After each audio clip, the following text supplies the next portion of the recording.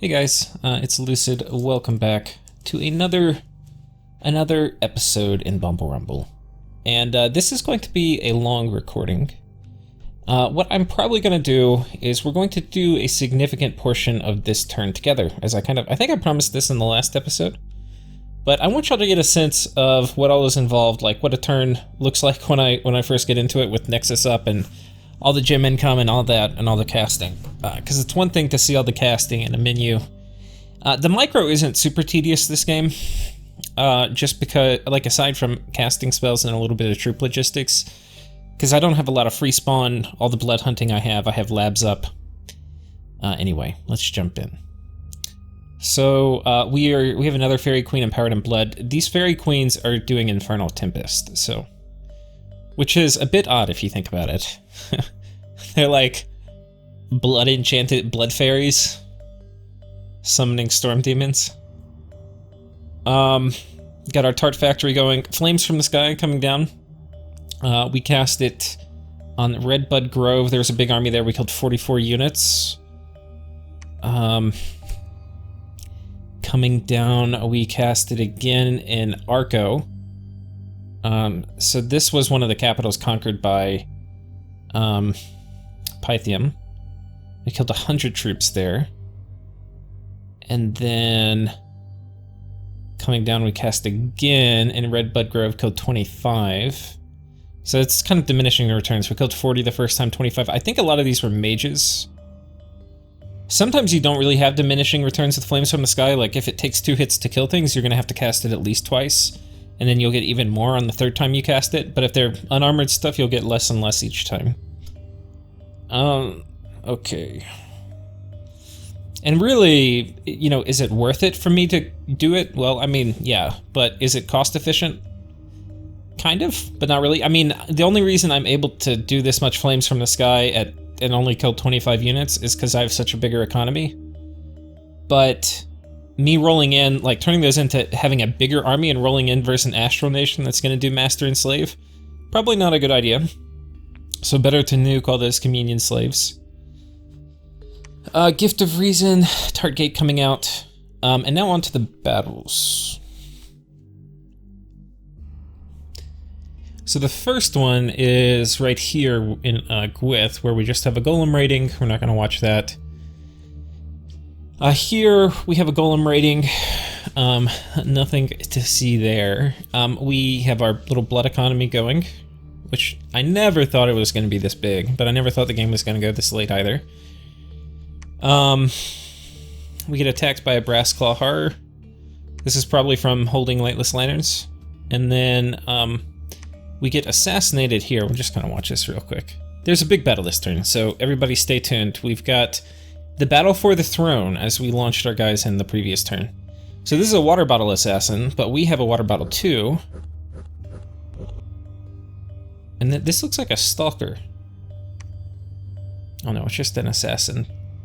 Gym-ass boy. So this is a pretty well... I didn't even know he had this guy. Yeah, this guy's pretty well kitted. This is probably not going to go well for him. Yeah, Falling Frost. Yoink. Didn't even kill one of my bodyguards. I thought it was naked just looking at this.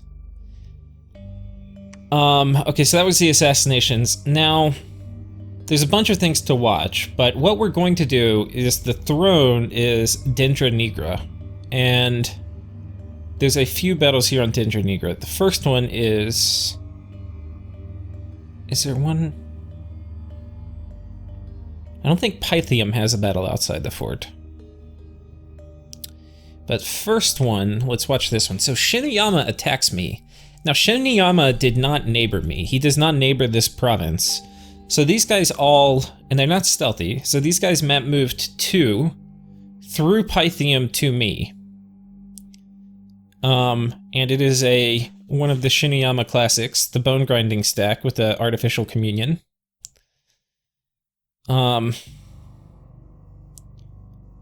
So yeah, that's what we're dealing with here.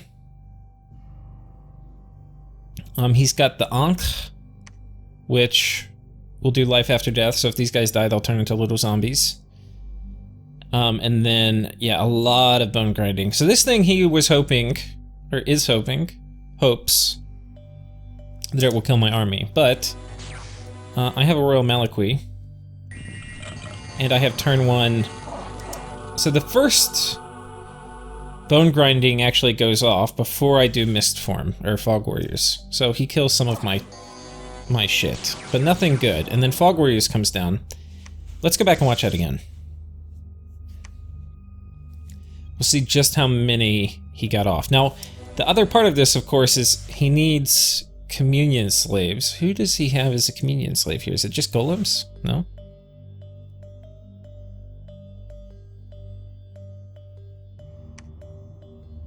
Four communion slaves. See if I can find them.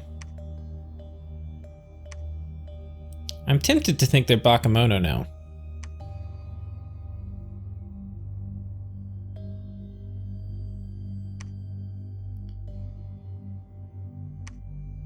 Okay, here's a slave.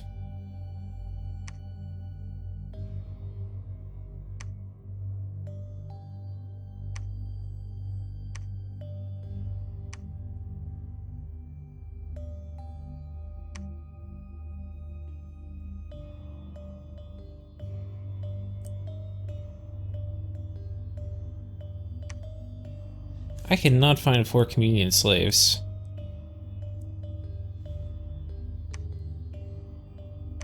One.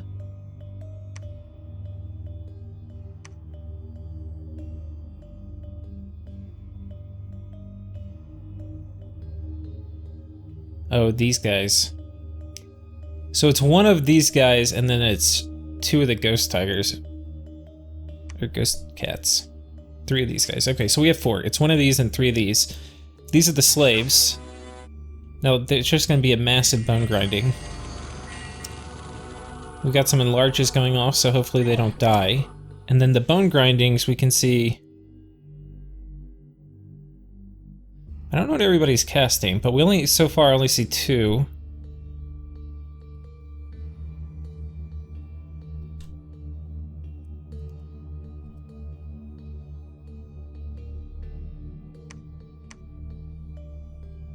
So there's probably more.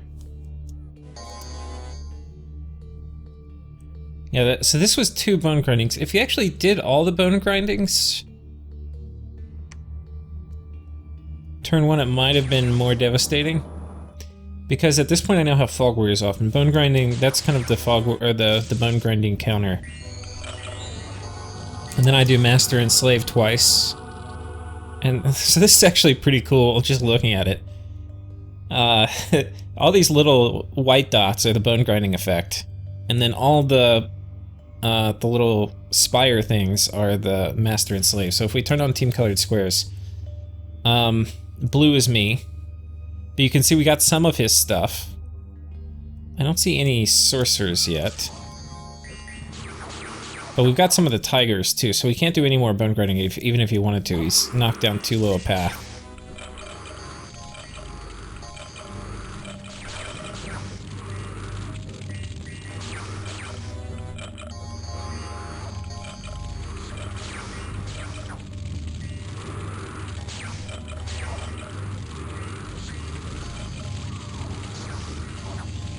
I think he has Phoenix Pyre on some of his guys. And some are going to run. But most will not. And we have the Green Lions coming out. Now he sent me a message after this turn asking if I summon these 1 at a time with Manifest Vitriol, or if there's some other way to get more than 1 at a time. And I was like, yeah, of course I summon them 1 at a time. He's like, that's a lot of mage turns. What he doesn't know is this is like a 20th of my Green Lion count. These trolls, yeah, trolls coming in, just complete annihilation. When we look at the actual battle report, he killed an adept to the Silver Order, who I kind of wanted. And he killed 1 of the golems. The golem actually died. Oh god, how did we kill the golem? I remember I watched this, like, specifically looking for how the golem died. I think, oh, he gets fatigued out. My communion's a little too tough on him with the...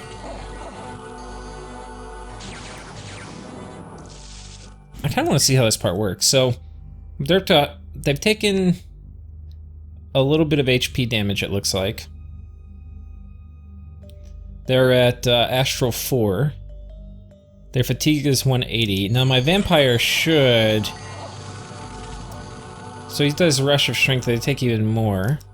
But he should do Reinvigoration.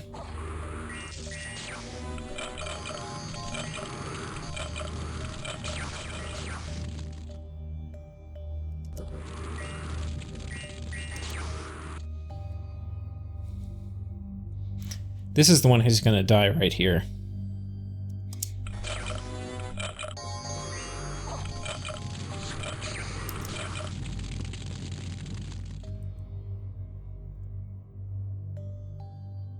There's a bunch of undead.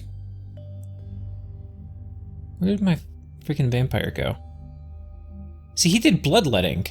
That's him going off script. And I think that actually might be what cast him, because that did a shit ton of damage to him. And he's part of the communion. He must have been like, I'm 0 fatigue. I'm not going to cast Reinvigoration. That's the only thing I can think of. Let's actually watch it again, because I was kind of wondering why that guy died, because he shouldn't have. I'll show you his script afterwards, but... So keep an eye on this vampire. Rush of Strength.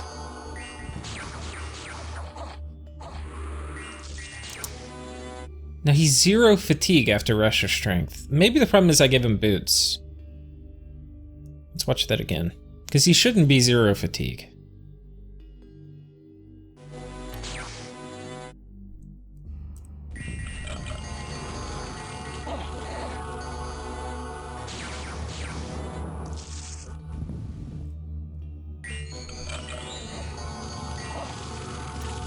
Okay, Rush of Strength, he goes to 4, yeah. So I think this actually might be the problem, having these boots on him. Because what's going to happen, he's going to go to 0 fatigue, and he's going to be like, I'm not going to cast Reinvigoration, which was going to wipe the fatigue off the golems. And instead he casts Bloodletting, which is like a massive fatigue generator, and that's basically going to push this one golem over the edge instead of saving them all. Yeah. What a stupid thing. That's one of the things I fixed in... Not fixed, but improved in Lucid's thematic... I mean, in the improved casting AI thing. Is Bloodletting is a much lower priority. You basically have to script it. It is a spell the AI likes to cast.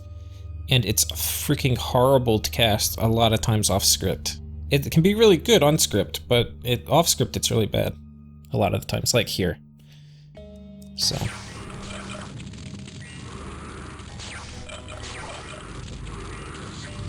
Anyway, that's what happened. That's how that golem died. I lost some scouts due to the bone grinding, and then I lost one of the titans. I can't remember how they died. Oh, I remember. That titan was not... She was still feeble-minded. She hadn't been affected by Gift of Health, and she was just on attack rear. And that was if he sent out a thug. She was going to kill him with the Holy Scourge before the battle started. So I kind of knew she might die. And then coming down, I lost a commander, I lost some sprites, some long dead, which I don't care about, some free spawn I don't care about. I gained 1 ghost cat, which I don't care. Green lions, which is what's important, I didn't lose any, so. And then coming down, we have a battle here in Dendra Nigra, and this is going to be the battle for the throne. Now, importantly, I did not get gem baited again. So if we look at my gem sitch, there's a few things. One is, because one of my golems died, I am not fully empowered. Like, I'm only going to be astral, basically 7 with my communion. I thought I had... Oh, this guy has both, which I guess... That's actually kind of funny. It flopped him out of being a communion slave because he got handed one of those from the... He just randomly picked it up after the battle. From one of the enemies, actually. And then... So anyway, these guys are not terribly high, but they're going to cast anti-magic. Now we've already killed his first couple. So on his side, he's got some tarts, he's got an archangel, he has his god, he has a bunch of fall bears, and he has a bunch of green lions. And he has cast the spell, which is not something you see often, but this is actually a situation where you might want to cast it. Oh, I forget what Marble Lions is, I think, what it's called. But basically, it gives you Marble Lions. And they're out here in front, which is kind of cool. They're pretty cool units. 20 protection, slash and pierce resistant, 2 attacks. I think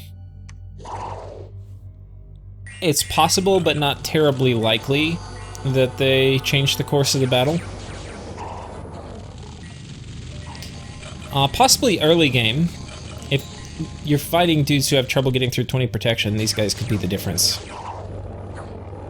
Or if you have a big mage core inside, and these guys could hold off long enough for your mage core to do something.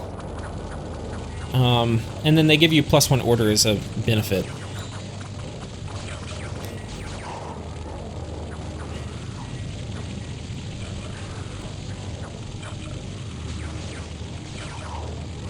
And we can see our green lion. Basically, it's green lion versus green lion. The difference is mine are much better buffed. So mine are at 26 protection. They are... I guess I haven't gotten shock resistance off on them, which actually could have been a problem. We have Aerofin, which isn't going to matter much. Especially with this much protection. I think that was actually off-script casting. Yeah. But basically it's just Fog Warriors and Army of Gold. And then Heat from Hell is up. I knew he would cast that with the Archangel, I could kind of tell by the gear. So we made sure we did Army of Gold. And then his dudes... Wait, why are we 25 protection? Oh no, we're only 20. Why was I looking at... I thought I was looking at one. Oh, the big difference is I also have Weapons of Sharpness on mine. So almost everybody on my side got Weapons of Sharpness. So in a slap fight with Army of Gold, Weapons of Sharpness makes a huge difference. So like if we just zoom in here, where it's like bear fighting lion. Okay, like we hit for 16, but when they hit us, like look over here at somebody trying to hit us. Well, first of all, we have Fog Warriors, so it's just going to be 1.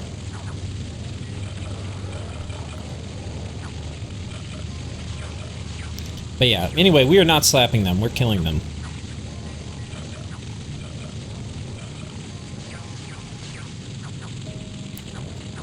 Now, on the back side here, we have my fire elementals, which I can't tell what they're doing. They seem to be burning my own guys. Oh, they're trying to get after this tart. This tart's almost dead, though. I feel like that was my tart. They got enslaved. But it would have had to have been charmed. It must be their tart. Because it had items. If you enslave them, I think the items go away. Was that right? I think it was their tart.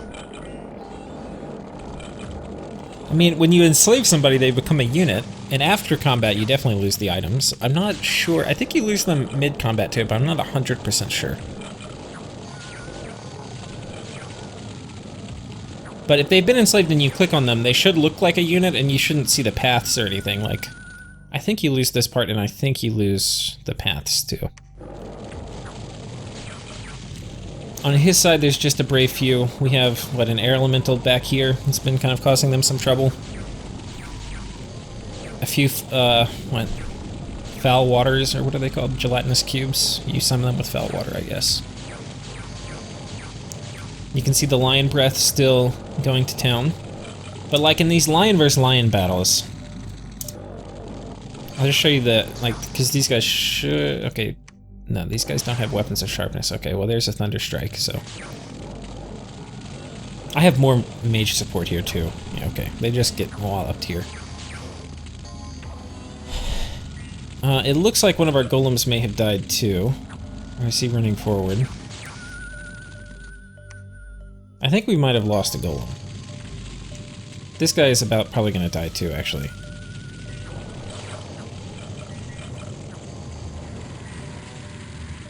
Oh, he's only at 99 fatigue, so he'll make it. So I think if we go back, if we look at the death toll here, yeah, I lost 2 golems, so my 2 communion slaves, and this all really stemmed, like I wouldn't have lost them, they got killed from fatigue. This all stemmed from that vampire lord casting bloodletting instead of reinvigoration. So I lost 4 golems as a result of that. But what are you gonna do? Green Lions, we only lost 2. We didn't really lose much. We lost the golems, and then on his side, he lost about everything. He lost his god, the Archangel, the Therugs, the Harbinger. The Harbinger survived. The Tart. This Tartarian Titan, who I think he's... I can't remember. But yeah. Most importantly, the throne is ours now. So, I'll go click through the rest of these battles just so we can kind of see, but we're not going to go sit through and watch most of these. Tianchi raids Venarus.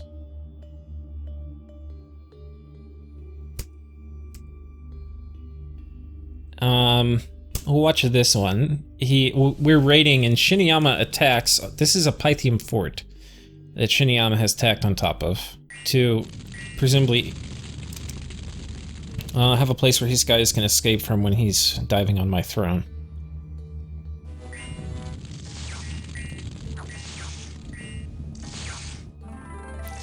One thing I'm gonna need to make more of, and it's as we get close to actually doing my turn, I need to make more Crown of the Magi for doing turn 1, or like a very fast Fog Warriors for bone grinding spam, because I think everything I do now is going to have threat of a bone grinding communion drop on it.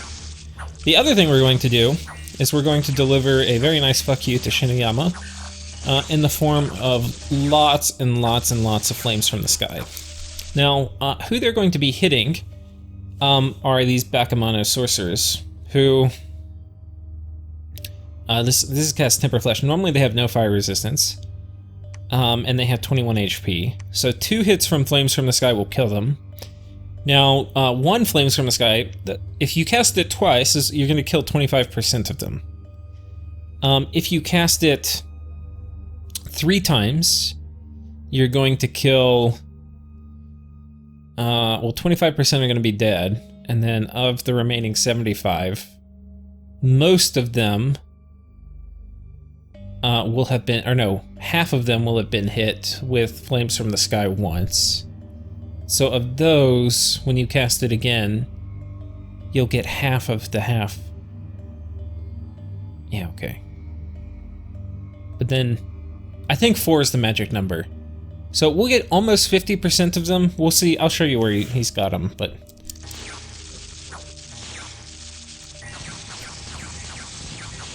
we kind of almost make it, but then we don't. Shatter ends up getting me, which wrecks golems. Golems you don't want in close proximity to mages. But we were talking about the Flames from the Sky thing. This is where we're going to Flames from the Sky. A lot of Bakemono sorcerers here. We're going to kill all of them. 4 Flames from the Sky will reduce this to like almost nothing. And that is what we're going to do. And he's probably not expecting it. But, thanks for playing. We're gonna zap the ever-living shit out of you.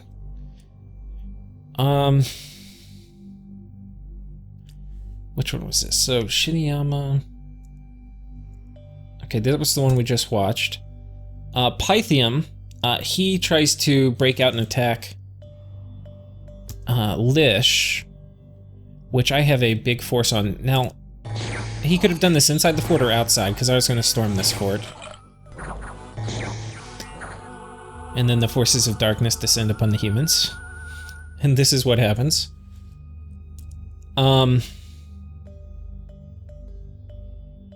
Here we lose to a vampire lord.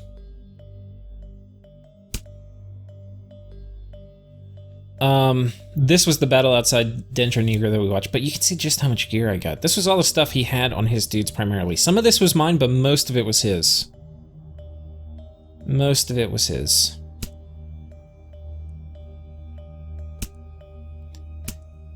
Lots of golem raiding. And then coming down here, you can see this actually is kind of an interesting battle. Here we're going inside the fort. Importantly, he has one Lich at the back, and this Lich is going to do 99% of the killing. He is going to do Undead Mastery, which is annoying, but not terribly impactful. But what is impactful is he's going to start casting, and you'll be able to see it in a second, his Wither Bones. He's not in range yet, but as these guys get closer, you'll start seeing him pop. There's one. Pop. There goes another one. There goes another one. There goes another one. So he's routed my whites single-handedly, and the Tarts and the Shamblers are going to carry forward. But that is what Wither Bones does against, well, it's armor negating damage. It only targets undead, but it's area of effect and it's high armor negating damage. We'll pull it up.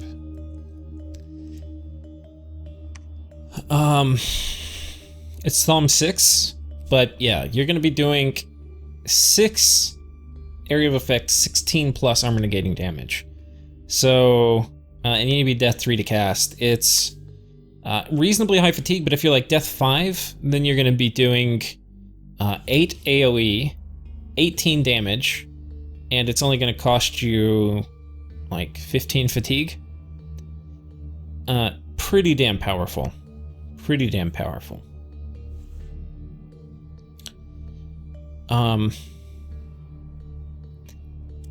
But anyway, that was down here in Lish. Or no, here in Ofingra. So we lost a lot of our whites. I mean, we lost a fair amount, okay? But it's like 1 turn of production. Maybe a little more, maybe a turn and a half. But we killed a bunch of stuff. One thing you used to be able to click on Immortality and it would tell you where they were, like their home province. I wonder if it does it somewhere now. Let's actually check it out again. Just click on the Lich. Because I want to know if he's dead for good. Because he's got... Pythium's been using a lot of Immortals. I think there's some way. If I click on Immortal, it's not going to show it. But I think there's some way. Sometimes, like for a unit, it might say Lich of so-and-so in the province. Let's see if we can find it real quick.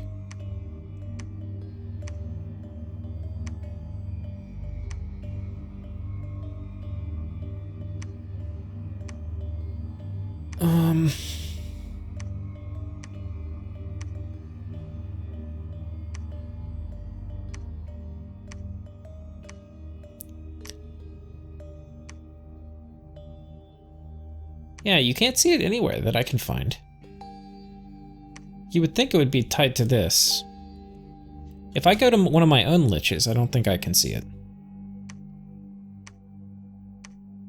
Oh, it says, so I guess it's just hidden from your enemies. Interesting. Interesting. Okay, well. And then that's about it for the battles. So, oh, my little GUI disappeared. I had to go check. It says it looked like I had stopped recording, but sometimes it wigs out. So we hit a battle here in the Lish. There was nothing inside, and then this was the battle for the throne. Nexus, we got 224 pearls. One of the things I wanted to talk about, and why I wanted to do the turn from scratch with you, is, though it's not completely from scratch, is just the gem economy I'm dealing with here. So we cast Wish for Gems 3 times. That means we get 75 gems of all types, including pearls. So that combined with my Nexus income of 224 means that for pearls, I get basically 300 pearls off the bat, plus my actual pearl income, which is 66. I'm getting like 360 something pearls every turn, just from doing the Wish combo. Now, I'm not actually using most of those as pearls. I'm turning most of those back into gems because it takes 300 pearls just to cast Wish 3 times to power the engine. And I couldn't do it 4 times. I think 3 is what I'm going to be tapped out at my current size. But what that means is I get plus 75 income to everything else. basically as the, as a reward for doing all this. So you take my base income. Basically, I'm close to 100 income and everything with doing that.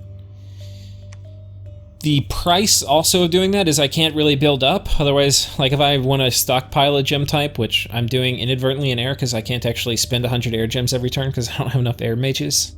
Though I'm getting more, but like my fairies I'm turning into Tempest summoners. Anyway, but we're working on it. I'm spending some of them, but I just can't spend... How much air income do I have? 23? Yeah, I can't spend 90 air gems a turn right now.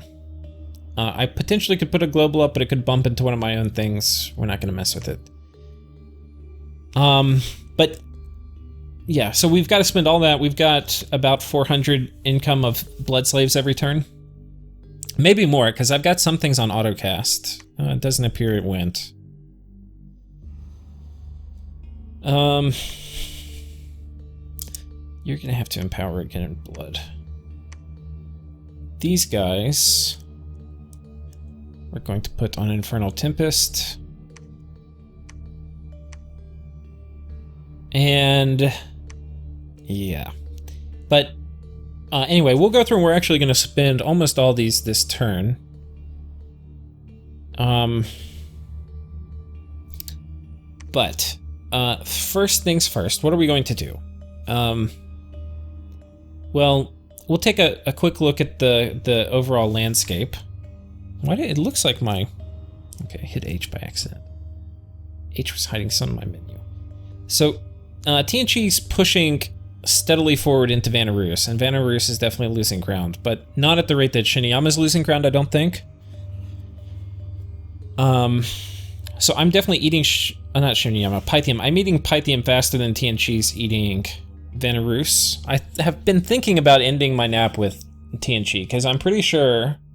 If I attack him here, which I have big armies ready to do, way better armies than he has. He can't Flames from the Sky, Green Lions, they're immune to that. I have better mages, I can Flames from the Sky him. He's probably not ready to check this this fort. But I think now too, because like I'm immediately gonna go for a play on another throne, and I fully expect him to not honor our nap if we... as we go for the final throne. So... because of that, I think I probably want to go ahead and declare war and try to retake this. And I think it's something I can do. I think it's something I'm capable of doing. So that's one consideration. Do I end my nap with TNG? Because if he the thing is, if I'm expecting him as I throne rush, or not throne rush, but complete the throne victory, and if I'm expecting him to end the nap, not even to end it, to just break it, to stop me, then I don't think the nap serves me very well, because it's not going to give me any warning. In fact, it will actually prohibit me from nuking him before he comes underwater, because what I want to do is turn my Flames from the Sky cannon on him. Though actually he's going to have domes up, so I'm not completely sure. I don't even... These things underwater suck. I mean, you might as well not have them. So I don't even know. Maybe I just let him come. Maybe I just let him come. Because I could actually waste a fair amount of energy Flames from the Skying this, and the player, Sakane, loves domes. So he's going to have like 3 domes on each of these. Okay. But on this front, we're doing pretty well. So we took this fort, and we took 3 forts this turn. And we broke his capital. And he doesn't have much that can defend his capital. So we're actually going to storm his cap this turn. And then we're going to go lay siege to this. We also may move an army out on top of this, just to start putting him in panic mode, where he's going to, like, Flames from the Sky my army. I just want to deplete his resources. We won't storm. But we will ride out, you know, and like,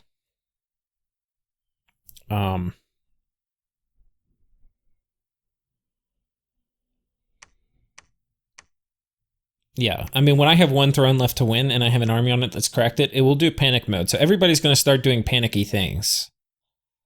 And that, I think, is good. I do want people to do panicky things. So one option, and I think the obvious option, is I go for this throne. The less obvious option, is I go for this throne. This throne, I think, is off the table. This throne is off the table. These are probably the hardest thrones, just because I don't have that much military strength over here, and it's pretty far away. Like, I have no land territory near it, and so if I have to retreat, some things aren't aquatic, and a lot of things I want to use aren't aquatic, then we have problems. So I think these two are really hard. And they're also very close to these guys' remaining centers of power. I mean, this one kind of is too, but less so. Like, all of Pythium's stuff he has left is over here, but this is actually a bit closer to my center of power. Shinuyama is going to be an extremely annoying part of this final push through. So what we are going to do, he moved this Vampire Lord here, and I had my Tart, but we did Wizard's Tower, so we have this, but I'm gonna move an army here is what I'm gonna do. We're gonna take this army, we're gonna move it over this way, which, let's go ahead and do that. This guy's building a temple.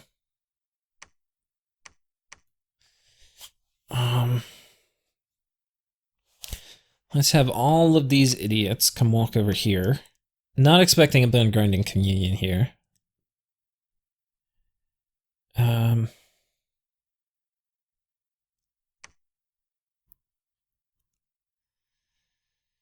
Just make sure we have enough for all this. Mask Flight will be good if he does Phoenix Pyre Thug.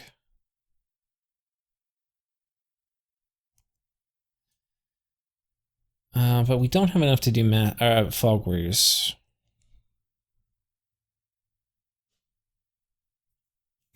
And then coming down here,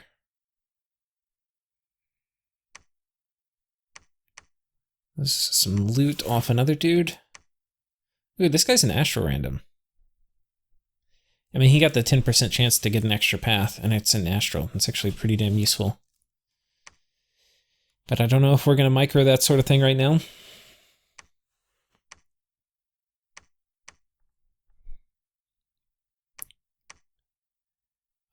We'll give him an Eye of the Void, though. And because we're doing other gear, we'll go ahead and invest in some Armor of the Knights. Anything in terms of hand items that would be terribly good? Not really. Okay. Oh, Rune Smasher? Maybe.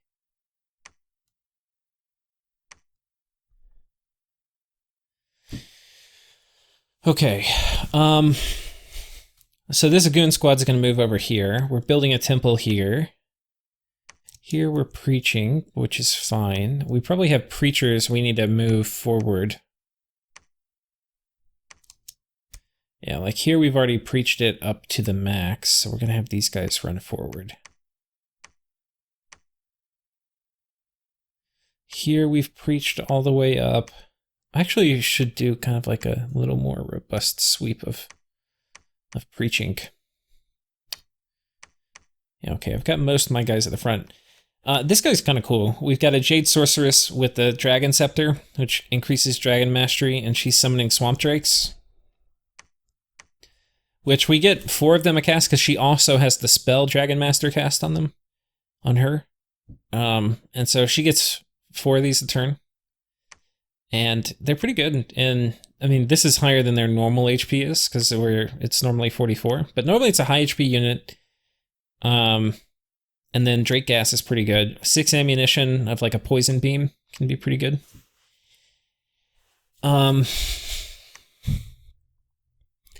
These guys. So anyway, we've scripted this army. We haven't, I mean, obviously we haven't put much thought into this. We've got people fucking sitting around everywhere, all over the place. But, we could probably do a little bit better.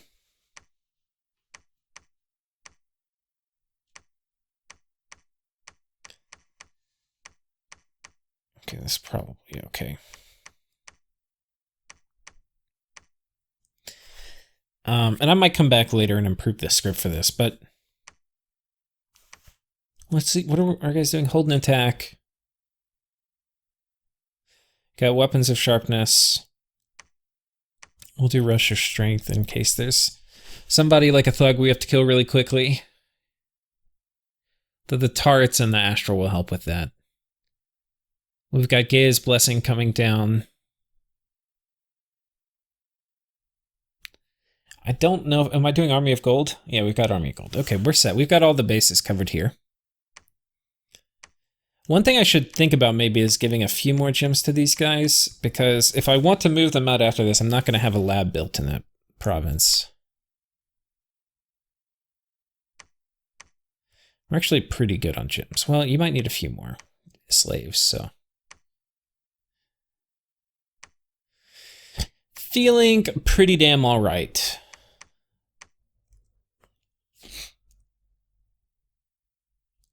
What's Huber doing? Quickening? That's pretty legit.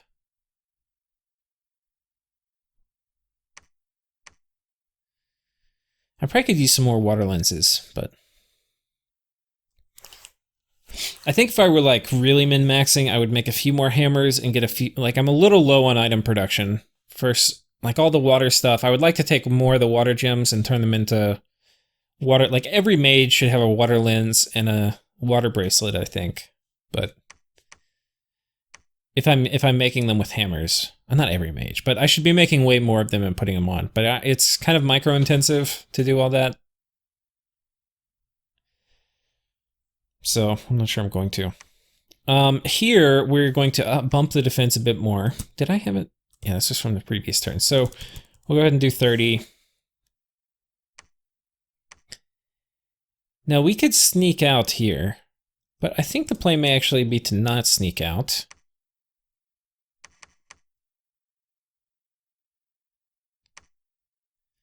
And that way we're not going to lose this fort to some dumb vampire or something. And we'll do like 40.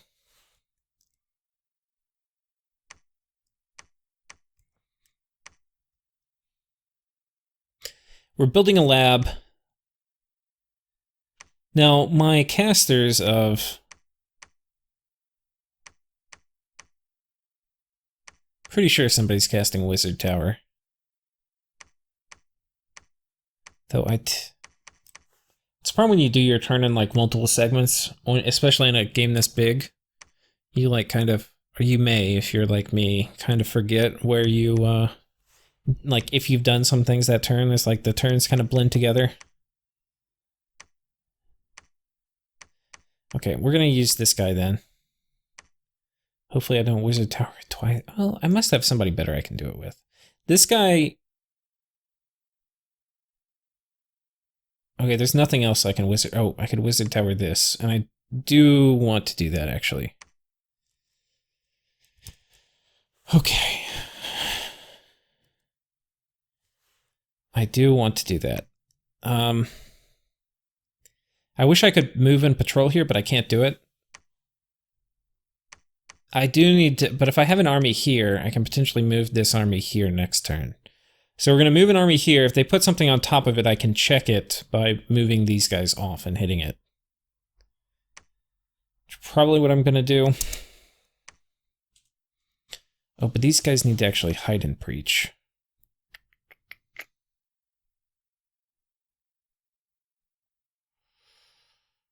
That's okay, we'll just preach, because we're going to have... So here we're going to Wizard Tower over this way.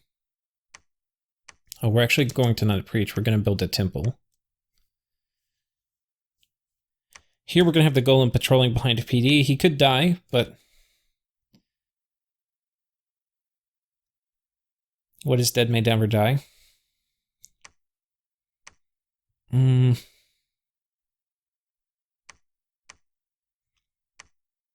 This guy's Earth 5 too. He's kind of kitted up like a super combatant. But I think we're actually going to use him to just cast Wizard Tower here. I'm not sure where I'm going to draw a line with... Here's Arco. I might get Arco. There's things I have to figure out, like... What do I need to do? I need to rebuild enough golems to set this little communion back up. Almost everybody in this army is bone ground down, so they all have limps and shit. So them sitting in friendly dominion for a turn or two may not be the end of the world.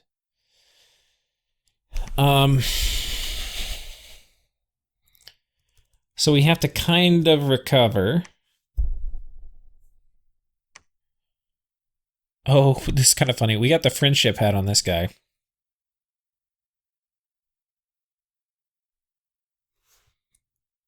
I think I need to make friendship gear. I think we're going to give him an Eye of the Void, a Rune Smasher, and some kind of shield. And then he'll just go troll around with my armies. Maybe we give him, like, elemental armor.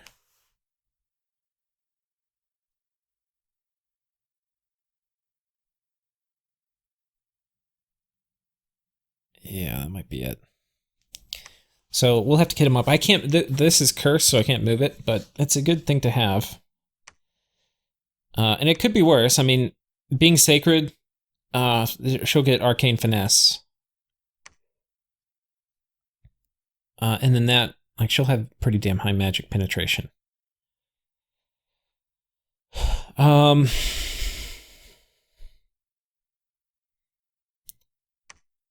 So I guess the first thing, we're going to take, I think the thing is if Pythium's crumbling, I probably want to go for this. There's a lot in here, and it is close to Tianchi. But I think I just have to do it. The thing too, actually, is this fort actually could be really strategic for me because, well, that's not true. He could, see, but I don't expect Pythium to cooperate enough with Tianchi where he will dome his own fort so that the Tianchi army can pass. He might. But if he doesn't, then this fort is going to be a great barrier because anything Tianchi moves on top of here I can nuke. And I've got a small little nuke station set up somewhere. Here. Which from here, let's see how far we can hit. Yeah, we can hit this.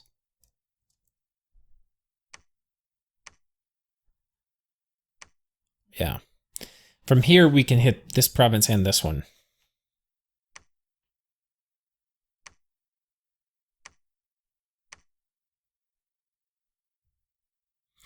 I've got my Horror Harmonica Golem we can send somewhere. And then these guys can move out. I'm thinking...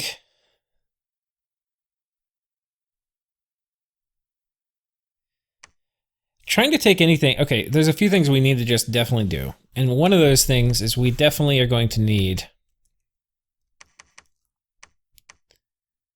a Crown of the Magi. There's be Astral 4. Okay.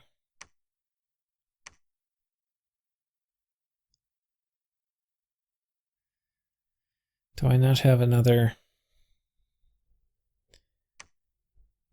I might have whisked away most of my... Okay, we'll just let you chill a little. Shit.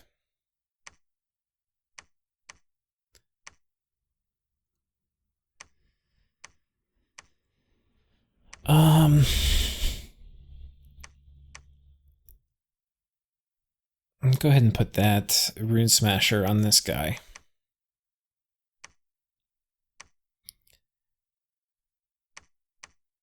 Rune Smasher and then the shield, okay. And then the final thing we need is an Eye of the Void, which I don't think I have. But I have this. which I like less. I have this, which is not an eye of the void.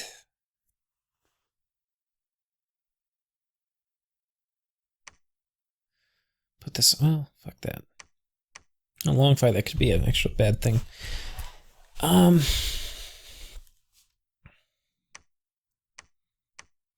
the lamp from bone grinding.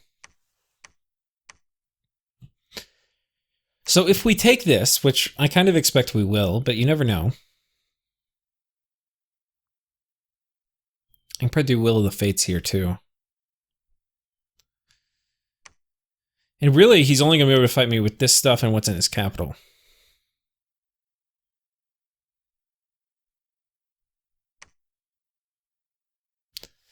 So, okay, goals for this turn. We're going to try to take Pythium. We're going to...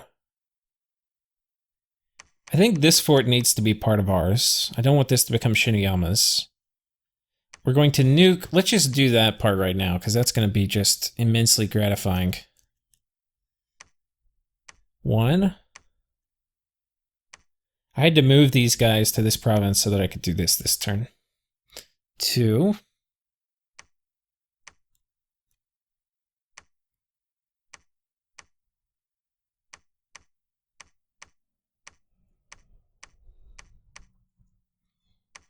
Wait, do we have 3 from here? Did I mess up my very simple job of counting? No, we only did 2.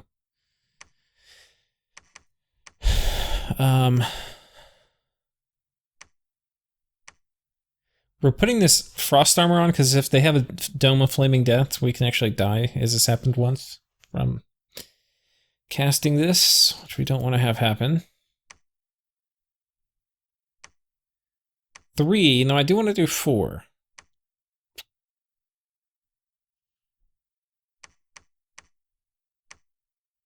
And I have the gems to do 4. Ooh, and I have the mage to do 4. I just need a hat. Just gotta scavenge for a hat real quick. Okay.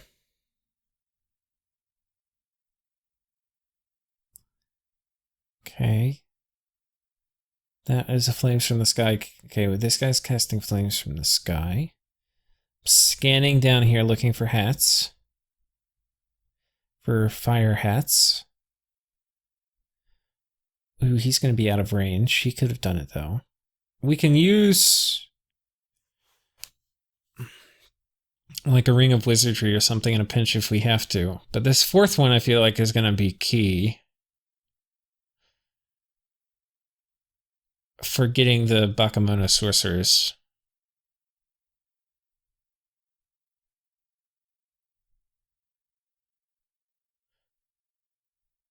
And Shinuyama is not really a small nation, terribly.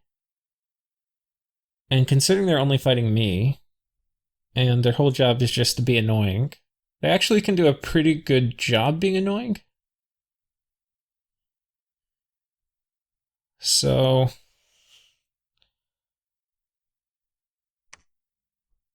yes, we found a hat. Okay. Give you a different hat. Which means we can now take the hat and put it on him.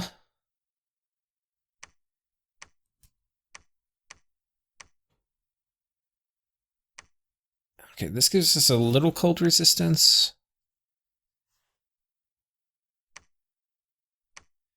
And the cold resistance I'm going to kind of need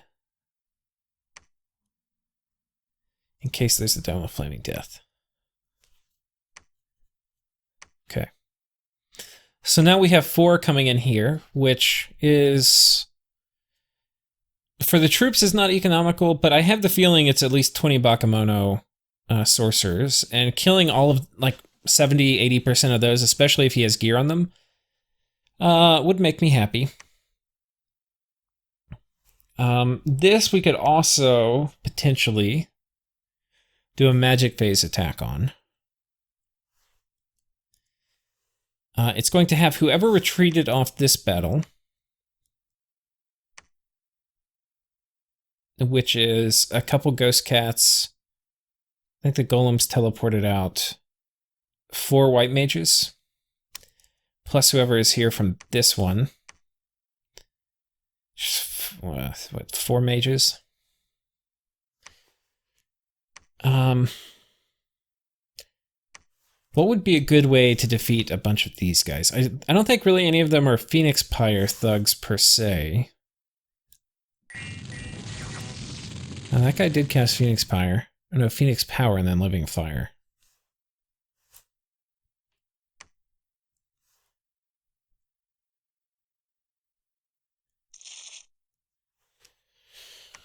I feel like mass elementals or something is the way to do it.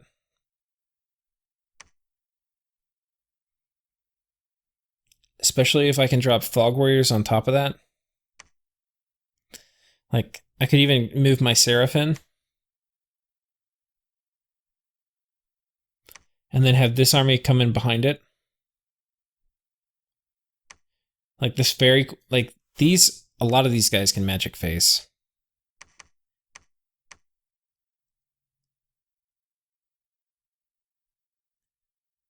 Yeah, these guys can all magic, you can magic phase, all these guys can magic phase.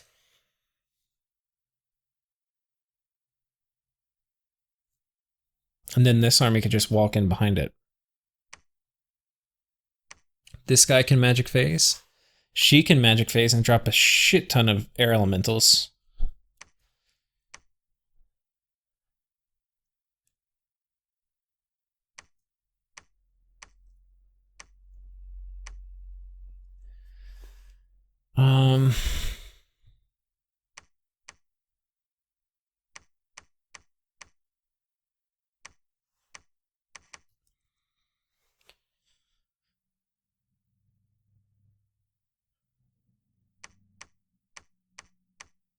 That's kind of what I'm thinking right now.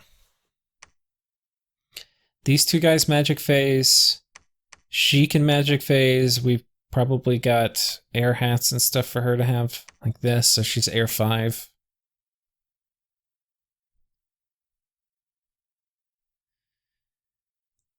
Yeah.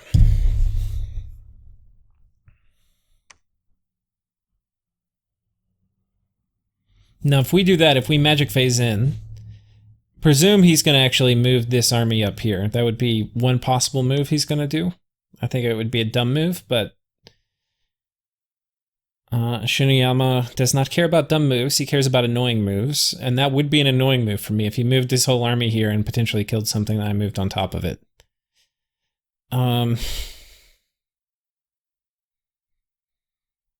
But if I magic phase in, and I have enough gems for 2 battles with the magic phase attack... No, I don't even need gems. Yeah, I need some gems for 2 battles, but... we have a real army coming in, too. These guys are going to be nuked to high heavens from Flames from the Sky.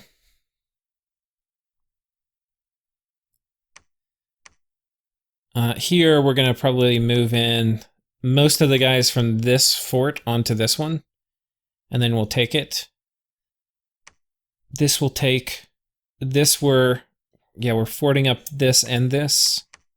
We're knocking people off of this fort. Feeling pretty good. Feeling pretty good. So we'll do that. We'll make some more golems. I'm not actually, I don't think, now that we're at it, going to ask you guys to sit through as I do the rest of the micro. But you can see we've spent a lot of our fire gems, but we still have a ton. Well, we'll do just the gem spending for a lot of it. But like, I've been coming through and we basically do, because I spend them all every turn, you can't do the monthly orders if you run out of gems at the end of your turn. So we used a fair amount of water gems there. We got another little station set up here where we make a shit ton of these guys. But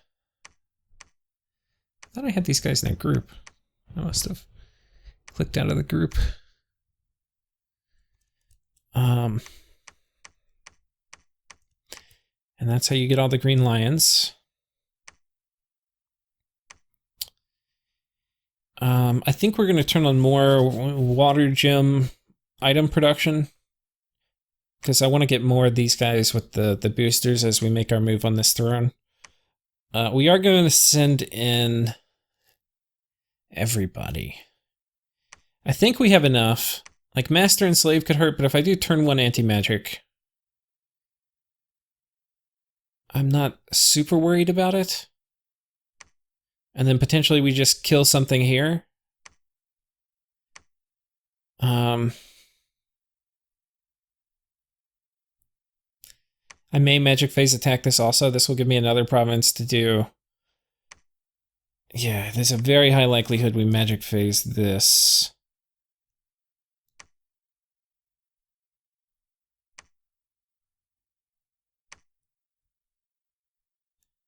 I don't know if I want to use that guy or, like, this guy is who I probably want to use. This guy with, like...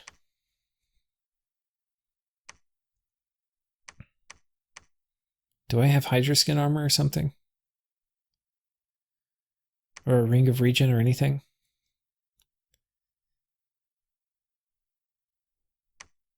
He needs some kind of chip damage mitigation here.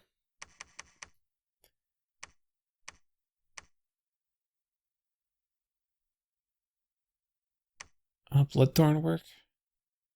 I feel like a Bloodthorn will work. This guy will be good against crossbows too. So, yeah, we're going to send him in.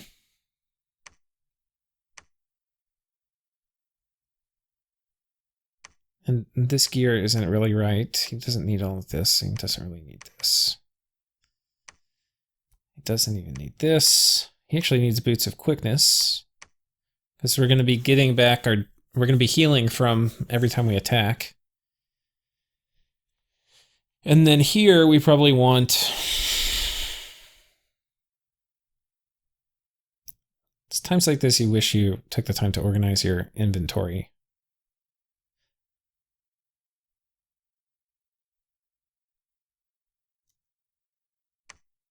Maybe we do...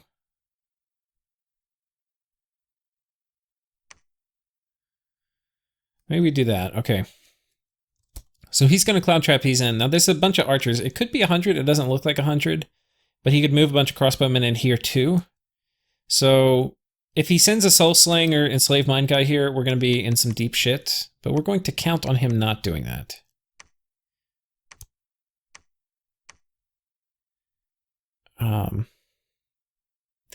So summon Storm Power, summon Earth Power. Then we're going to do Iron Skin. And this is going to make him mostly immune to crossbow fire. Then we'll do Temper Flesh, he'll be even more immune. Then we'll do Flying Shield, he'll be even more immune. And then as the final thing, we will do Air Shield. And then he's going to be basically completely immune. And yeah, he'll do a lot of work. The shield's going to block some... he's going to be fine. So anyway, he'll take these guys out.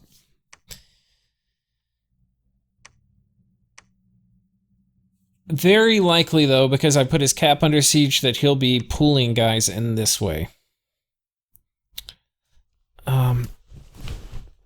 So hopefully that works. We're going to put this under siege... What we'll also do, I think I'm going to take this one, and once I take this fort, I think that will be the trigger for me to pull people and then astral travel over here and probably take this.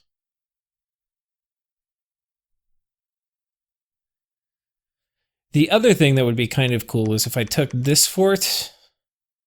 I need to see what Tianchi has right over here. So I know I have some little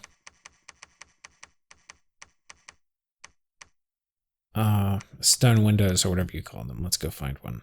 I think I have one right over here.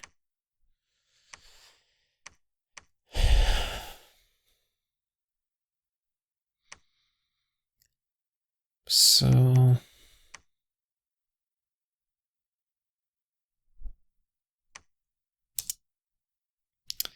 Astral Window, let's cast that here.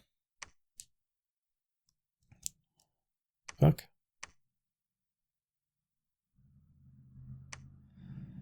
Okay, I thought I saw some weird error message pop up for like a frame. Okay,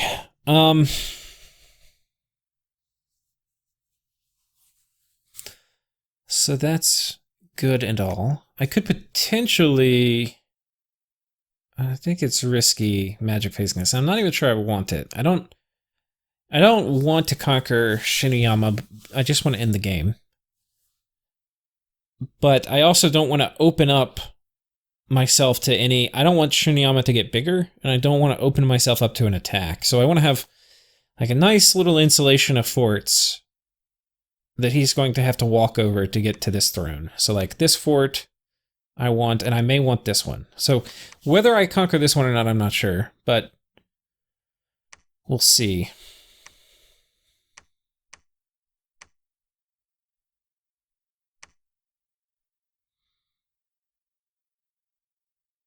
I could magic phase attack this one too. Give me another thing to...